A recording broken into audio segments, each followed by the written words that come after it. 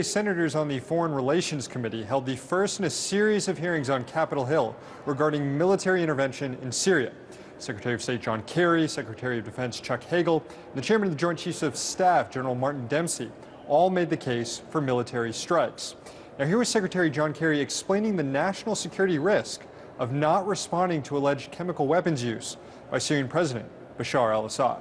We know that Assad would read our stepping away or our silence as an invitation to use those weapons with impunity. And in creating impunity, we will be creating opportunity.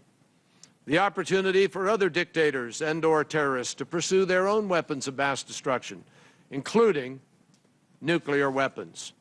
Now, the two chairmen of the Foreign Relations Committee, Senators Bob Menendez and Corker, both support President Obama's intervention, but they were concerned of the scope of it, that it might be too broad and that the authorization doesn't specifically prohibit U.S. troops on the ground. Secretary Kerry addressed those concerns. So let me be clear. President Obama is not asking America to go to war. And I say that sitting next to two men, Secretary Hagel and Chairman Dempsey, who know what war is. Senator McCain knows what war is.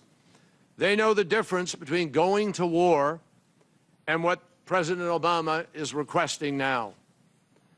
We all agree there will be no American boots on the ground.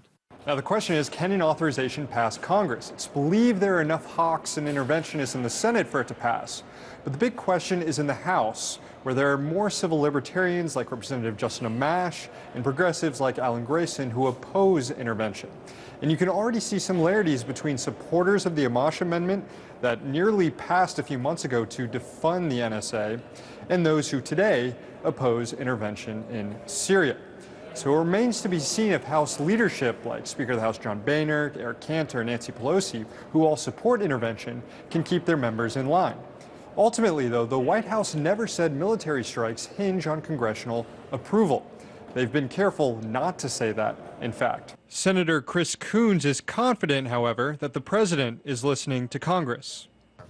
I welcome and respect the president coming to Congress to seek authorization. I don't think he had to. I think constitutionally he has the power to act in exigent circumstances. I think both what we decide and how we decide it here in the Congress is important, both as a role model of how democracy can work and in order to end up, hopefully, with sort of unified support behind a narrow and clear path forward. Part of the problem here, though, is, and my biggest complaint about it is, I want to be proud of the president for bringing this forward, but then they say, well, they won't adamantly say they're going to adhere to congressional verdict. So is the vote just theater? Is it just pretend?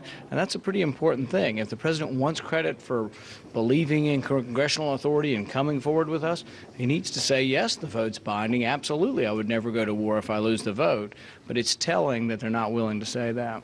So you can imagine a scenario in which Congress can't get the votes to pass anything. They just keep debating. And then ultimately the president goes it alone, saying he tried to go to Congress, but Congress is paralyzed like the UN Security Council. So we'll see if the coming debate this week and next will actually influence the president's decision. But an interesting little end note here is that this coming weekend, Congress was supposed to be filled with hearings and debates on the latest NSA revelations. Those are on the back burner now with Syria, a debate the White House feels a lot more comfortable winning. In Washington, Sam Sachs, RT.